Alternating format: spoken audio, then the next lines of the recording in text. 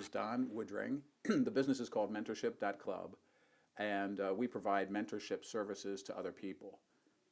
I love that. And what type of services? Could you go into more detail and tell me what Sure. type? What we do is for a very low price, we provide access to entrepreneurs and business people with whom you would never have the ability to get feedback from.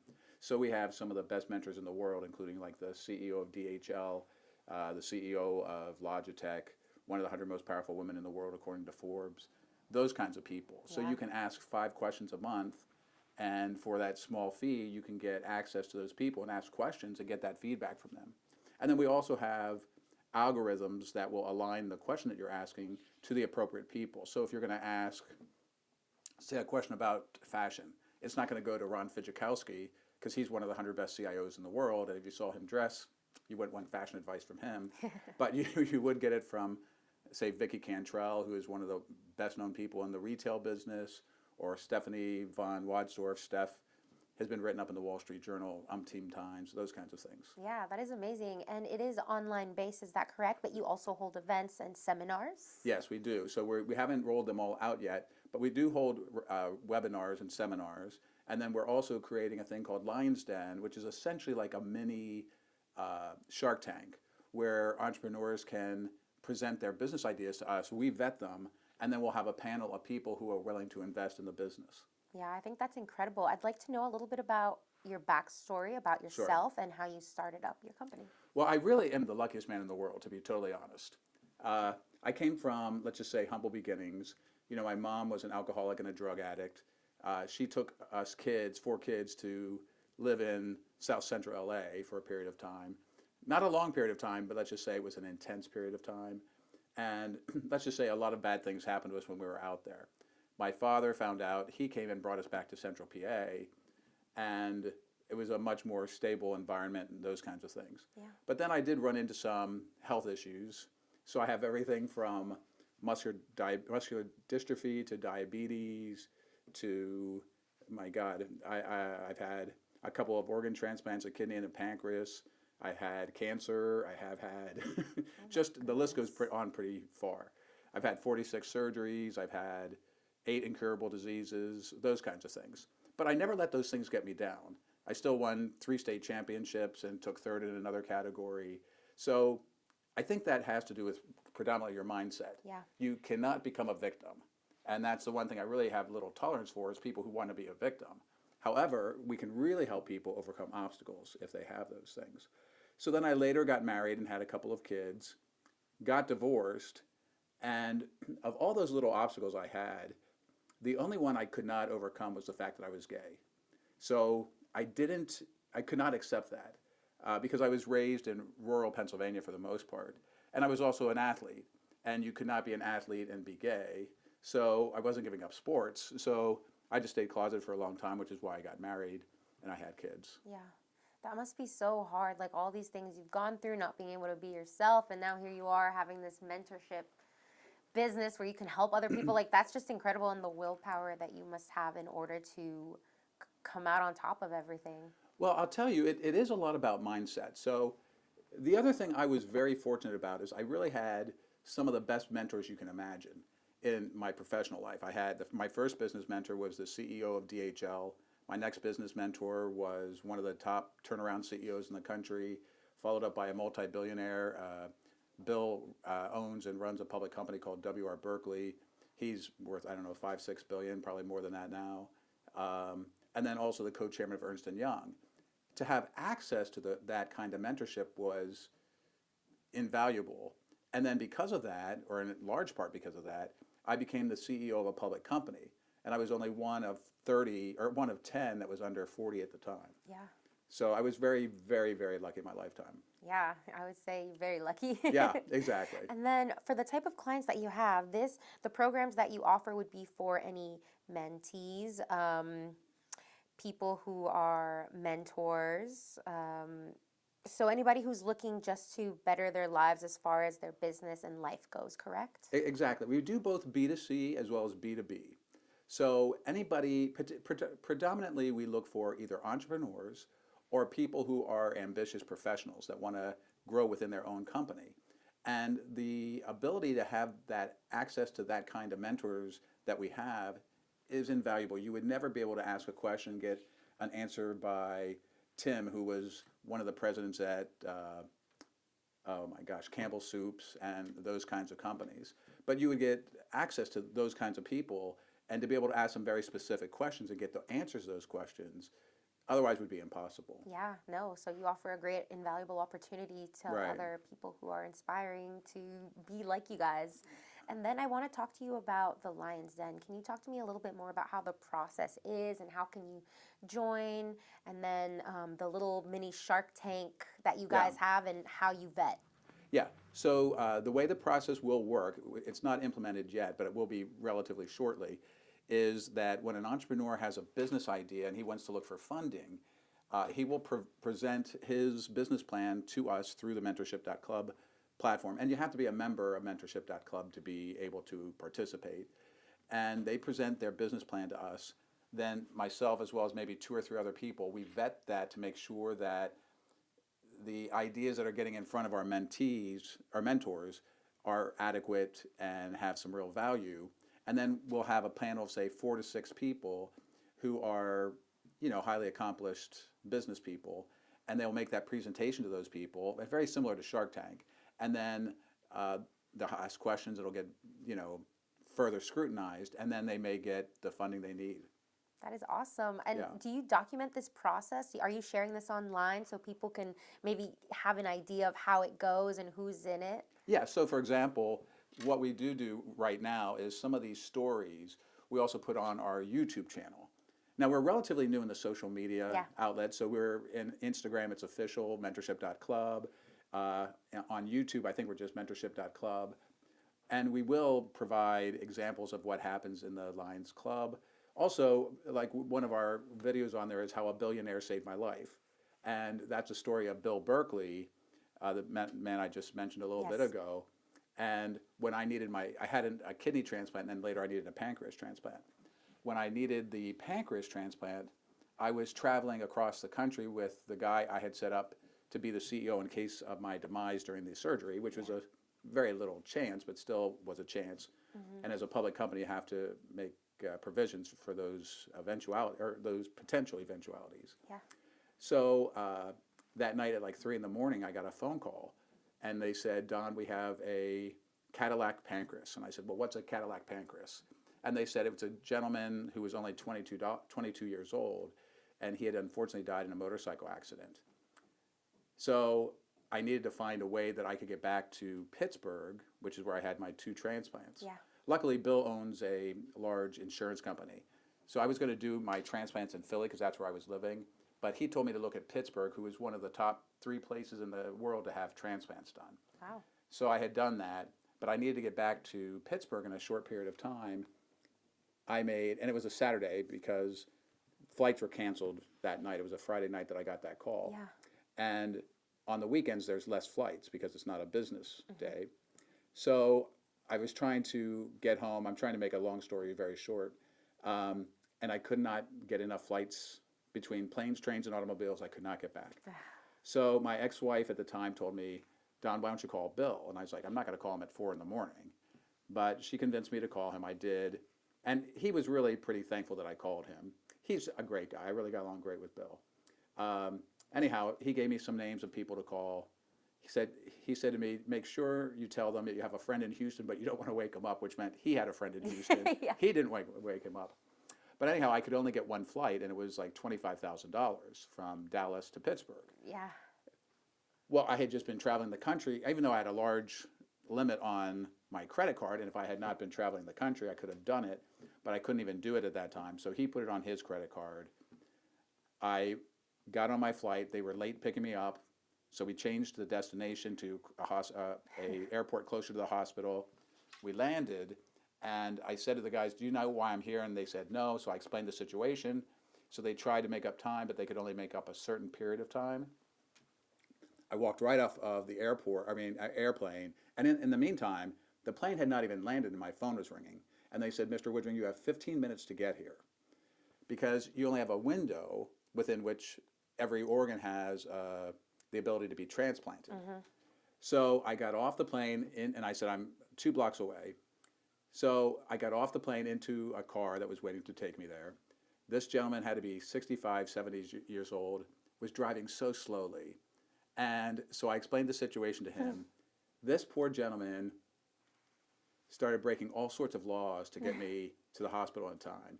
And we got there just in the nick of time. Oh my goodness. Yeah. And then I had the transplant and everything went very well. Wow, that Yeah. is an incredible story. A billionaire really did save your life, huh? Yeah, he did. Yeah. Literally, like it's not clickbait. Yeah, It's for exactly. real. It's not clickbait. It's a true story. That's crazy how crazy that story is that it's not clickbait. Like a lot of people can't say that. So, Yeah. wow. And that ties into my question about marketing. I guess you guys are getting your foot in the door with that. But what are some ways maybe that you've been using currently that you've been able to talk about your business and get your name out there? Yeah, we have not really done that at all yet. So we started digital marketing a little bit ago because predominantly we're doing B2C, but we are, I mean B2B, but we are very open to B2C. I'm very fortunate that I know maybe 200 or 250 CEOs. So we're going to try and leverage those relationships to sell the product to the B2C group or the B2B group. B2B, yeah. So that's the way we'll do it in the B2B side. On the B2C side, we're still going to try and do it through social media, particularly Instagram and then YouTube. Okay, wonderful. Love that. Yeah. I'm excited for you to get that ball going and Yeah, see what right. we'll be able to see online. Exactly. And then where do you see yourself in the next 5 years with your business and as a person? Well, in the business, in the next 5 years, I certainly hope that we will have at least 20,000 mentees on board. That's what our 5-year projection is. Yeah. So I would love to see that. And really what drives me is the ability to help people more than anything else, more than money, more than anything else. That drives me. Just because, you know, I came from very humble beginnings, and to be able to have had the mentorship that I received and then to be able to pass it on to others is the thing I just love to do. Yeah. And then personally, right now I'm engaged. Congratulations. Thank you. Okay, hello to that. Yeah, hello to that. So unfortunately, he's in the Philippines. Okay. So I'm actually next month going to travel to the Philippines, and then he and I are going to go to Thailand because Thailand is the only country in Southeast Asia that made same-sex marriage legal. Wow. So we'll get married there, and then I'll bring him back on the spousal visa. Yeah, okay. Wonderful. Well, I can't Yeah. wait to see maybe updates online or Yeah. anything like that. That I'll be looking Yeah. out for that. Be like, Yeah. did they make it? Okay, cool. Well, but he doesn't like the limelight, so Okay, he got probably it. won't be featured, but I will certainly say I'm married. Beautiful. Love Yeah. it. And then what have been some challenges for you with your business? Like, was there a transition point going from maybe starting your own company, being the CEO of it? What were some hurdles that maybe you had to get over? I have to tell you, that's an outstanding question. Nobody has ever asked me that question, and I think it's an excellent question. Yay, thanks. Excellent question means I know the answer. Oh, uh, you little. When you're running a public company, in many instances, you have a team, a pretty big team around you. And so say, for example, even me coming here, I would have my secretary say, okay, here's where you need to go, here's what you have to do, here's what you need to be prepared for, here's what you need to say. Somebody would put together me all the notes that I would need and those kinds of things. When you start your own company, particularly from scratch, you've got no team, right? So now you are chief bottle cooker and cook or whatever, I can't remember. Everything. Whatever the expression is, that's what you are, you're everything. You're the accountant, you're the marketing person, and that's a real transition, particularly late in life. That's a pretty significant transition. So I would say that has been probably the biggest change and the biggest challenge that I had in managing my own business. Okay. Well, it seems like you're doing good for yourself so far. So I'm sure there's still many more things to learn. Because Yes. you're always growing, you're always learning. So Yeah, and that's a great point as well. I think anybody who forgets that every day you should learn something new is really selling themselves short. Like, for example, even in digital marketing, I'm not a digital marketer. My peer group is not digital marketers.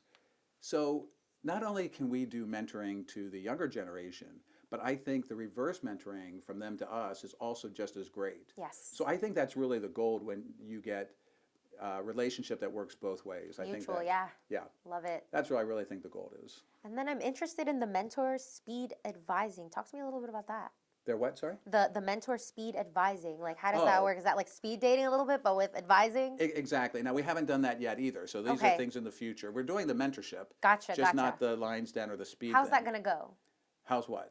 The speed advising, Yeah. like, So what we'll do is we'll have these little mini events, and at that mini event, say we'll keep them relatively small. So say we'll have between 5 and 10 mentors there, and they'll be sitting at a table, and say we'll probably have a relationship of say 5 mentees to the mentors. So say if we have 50 mentees there, and then they get say 1 minute for FaceTime with every mentor and that kind of thing. oh wow, So that's how it's going to work, and then they can also network after they meet with the mentors. that's pretty helpful. You're making like a little community. You're making a little Exactly. community where you can like, okay, I don't know how to do this. Let me ask him because he got through that and he Right. is super successful, right? And like just being part of something like that, I think is very helpful and just not an everyday thing to have access Yeah. to these people of their time and resources. So Right.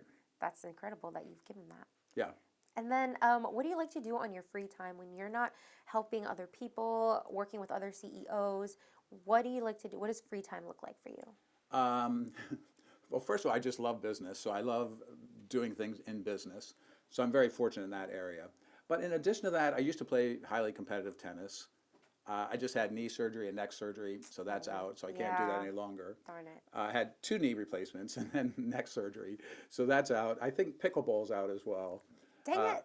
I know, but if you ask tennis players, we don't have much appreciation for pickleball.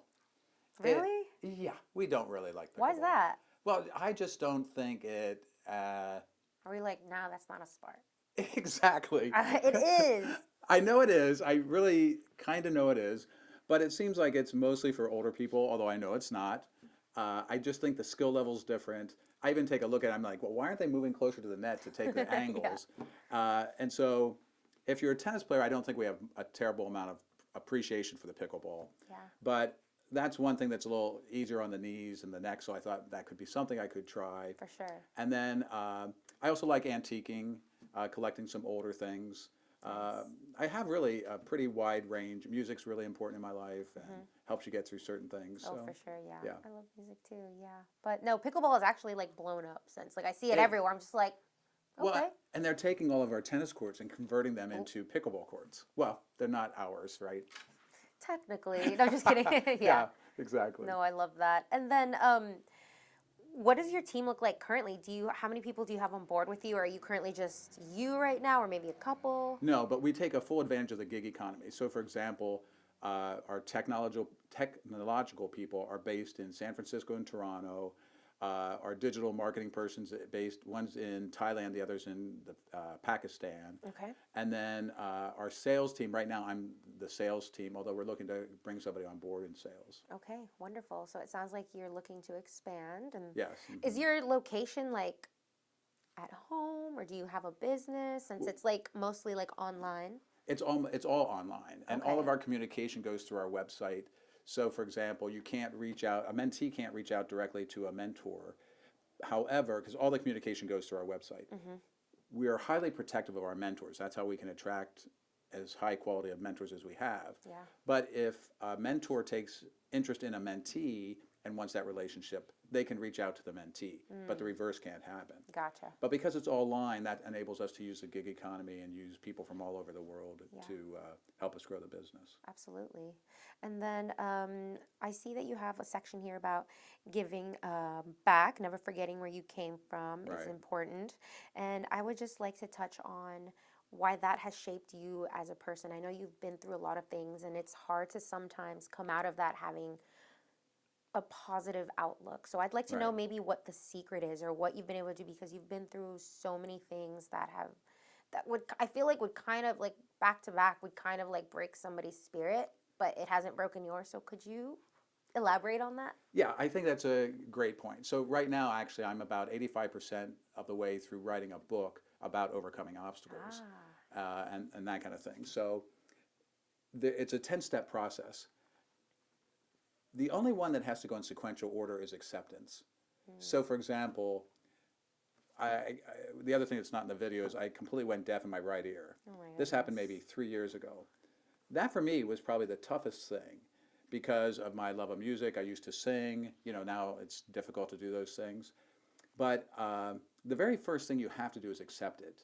So when you're diagnosed with muscular dystrophy, you can't change that, so you just have to learn to accept it.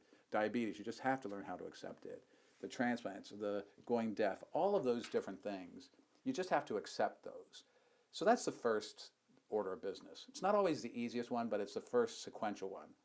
Then outside of that, there are other things that are part of the 10-step process. One is humor. You never make fun of it, or you can, but you can. It's other people can't. Well, that's not even true. If you have close friends, they can also make fun of you for Yeah. the muscular dystrophy I have. It's called the fainting goat disease. Goat disease. I don't know if you ever saw the fainting goats. I have. They like, Yeah, and then exactly. they go stiff and Well, fall. that's the same disease that I have. Oh. But even though I still was able to win 2 state championships in tennis, I was able to learn how to work around that. So acceptance is important, but also is making fun of things. And there's several steps in the process. So I would say that's kind of my secret sauce. But in our book, we also talk about you have to find out what works for you. I list for you the things that have worked for me, but they may not work for you. It's not a one-size-fits-all type of deal. No. But you can give like a guide a little bit to help you fill it in where you maybe need those filled. Exactly. Yeah. But you have to be able to accept it, and then there are other things that I think go along with that as well. Absolutely. And then when is this book going to be coming out? Well, I had a 2-hour-long conversations with a guy named Mark Victor Hansen, who was the co-author of Chicken Soup for the Soul. Oh, yeah. Mark was the guy who really convinced me to write one book about my biography, because I never told anybody about my history. In fact, it's still not really publicized very well. And then the other thing is he wants me to write the book about overcoming obstacles. Because his point of view is, I can relate to the LGBT community, I can relate to people who've had cancer, I can relate to people who've had organ transplants, diabetes. You have a long list there, buddy. Yeah, it is a relatively long list. And I can relate to entrepreneurs, I can relate to people in the business world, and those kinds of things. And people who have overcome or who are facing any kind of obstacles, I can also help those folks. So that's why he's encouraged me to write those 2 books. And I would say I'm about 85% done on both the books. So I just need to kind of put the final nail in the coffin and get them edited and that kind of thing. Yeah, very nice. I love that. And I think that's great that you're going to be writing about it and that he's pushed you to write it because I feel like the type of stuff you went through definitely needs to be told and inspire people, hopefully, and let them know that there is hope and that there is light at the end of that tunnel, as everyone always says, right? Yeah, absolutely. I mean, I can honestly tell you I was suicidal for many, many years. And then after my pancreas transplant, I never had a thought of suicide. Wow, just like that? Just like that. And my pancreas transplant surgeon, Naktai, told me that it happens with 100% of the people who go through a pancreas transplant. So I am 100% confident that there's a significant portion of people who are suicidal, that it is a chemical imbalance. Because I think the pancreas transplant, once the pancreas works well, that solves that problem. But the other thing is, even though you may feel suicidal, my mother, who was an alcoholic and drug addict, she would always tell me, it's one day at a time is one of their sayings. But she said really what got her through, because she was sober for 49 years until she died last year. I'm sorry. No, that's okay. She really had a great life. But she was sober for 49 years, and she said she had to take it 5 minutes at a time sometime. So that's the other thing I always think of is just take it 5 minutes. Don't do anything for the next 5 minutes. Yeah, no. And that's hard to think about sometimes where it's like, don't do anything for 5 minutes. Oh, but my phone just dinged. Yeah, exactly. Gotta be in the moment, Right. Try really hard, especially nowadays where everything is so instant and it's just everything's wanting your attention. Exactly, and that's the environment we're in today. Is there anything maybe that I have not touched on that you would like to share with our listeners, whether it's about your book, anything about yourself, your business, your industry, anything? You have the floor for that. No, just if you have any questions, you can just email me at don.woodring@mentorship.club. And if that's asking about the book or asking about the club or anything like that. Or the other thing is if you're even having financial difficulty in coming up with the $500, email me and I can do something for you. Oh, well, that's very nice. Thanks for sharing that. I'm sure someone out there will be like, that's me right now. Let me hit him up. But Well, we all have financial issues at times. Really, the whole purpose of Mentorship.club is to give back and to help others. Yeah. Now, for my last question, I would like to ask you something that I ask everybody who comes through on this podcast, and it's, do you have a quote or a saying that has maybe inspired you? And if you would like to leave that for our listeners. Gosh, that's a great question. Not an excellent one because I can't come up with the answer right now, but if you give me 1 second, I will. Yeah, take your time. One of the things I did actually is I created a Word doc called Quotes, and I keep all of those quotes of people, and it could be any person, it doesn't matter if they have a position or anything like that. But probably one of the ones I do remember frequently is what my mother said, and that's take it 5 minutes at a time. That's one that I really hold very dear and think of many times. Yeah, I love it. Yeah. And I actually just thought of another question that I would like to talk about is your core values. We've got integrity, humility, giving back, growth, generous listening, which is always important because I feel like a lot of people forget to listen because they're always talking, and it's like you gotta listen. And then tradition. Can you share like a little bit about why you've chosen, not all of them, but some of these? Sure. I think humility is critically important. I really think I'm the luckiest man in the world because, when we were living with my mom in South Central LA, we were very, very poor. She would take us to sex and drug parties. There were some other bad things that happened to us as well. You never forget that people are people. You have no idea what somebody's background is. You have no idea that how you can just smile and be kind to somebody, the impact that can have, or just say, hey, how are you? But say it with meaning. Not, hey, how are you doing? Everybody's like, fine, because they really don't want to hear the truth. But if you really take another second or 2 seconds to say, are you really okay? Or are you happy? Those kinds of things. Remember your humility. Remember where you came from, and remember other people may not be in the same position. So I think being kind to people is critically important for everybody. And in fact, that's the other thing. If you want to be a mentee, one of the things you have to be is humble. Yeah. You have to have some level of humility and also the willingness to be wrong. That's the other thing you have to be if you want to be a good mentee. Got to put that ego to the side. Exactly. Because you can be wrong sometimes. That's a possibility, believe it or not. Yeah, it is. Right? Well, I appreciate your time and sharing your journey and everything and just giving us insight. And we can't wait to hear more about what you're going to be doing with your mentorship club. And we appreciate you. Okay. Well, thanks so much. I really appreciate it. Absolutely.